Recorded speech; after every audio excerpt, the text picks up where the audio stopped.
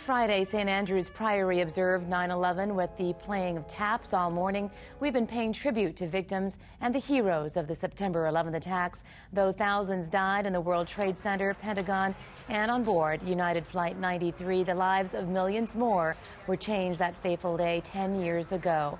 One of them is the head of St. Andrew's Priory School, Sandy Tunick. She joins us live now in the studio. Sandy, thank you for waking up with us so early this morning. Now, you are 3 miles away from Ground Zero, and you were in charge of all these children at the school that you headed then. That's right.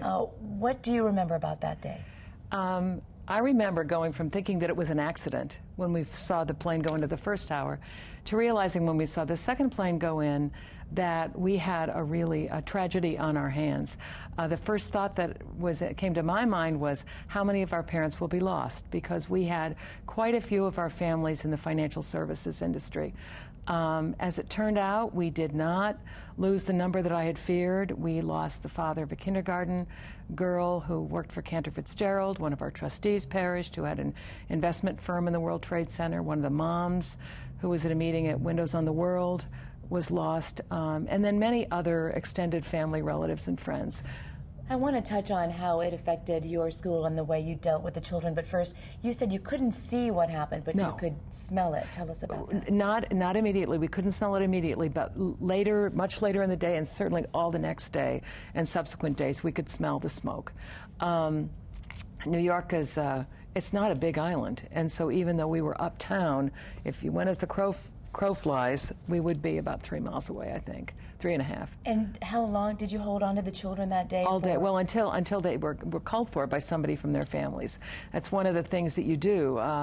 You are their parents. They're in loco parentis, and you will not release them unless there is somebody that the family wants them released to. Right. I did read your essay, and in your essay you wrote that you were given charge of these children, and that any of your teachers would have given their lives for these Absolutely children. True. I had teachers with family who lived and worked near the Trade Center who didn't cross their minds to even think about seeking out their own situation, but basically just stayed with their job, stayed with their children at school, and in that regard, everything worked out beautifully. They did not lose anybody. None of our teachers did. And how did the school deal with the tragedy with the children and explain the tragedy to the children in the following days? We tried to keep things as normal as possible on that day and then in subsequent days. And one of the things that we did the day after, the 12th was a day of emergency for the city, so all schools were closed.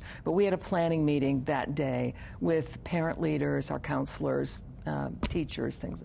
And so the following day, we planned an opening service for all the students and all the faculty. And we ended up having, I guess we called it circles of caring or something, and the youngest students were in the middle, and then the next oldest and the next oldest, and we held hands around each other, basically symbolizing that we would be safe and we would take care of one another as days went forward. And as the days did go forward, there continued to be threats and high levels of alert and all that, and it was quite unsettling.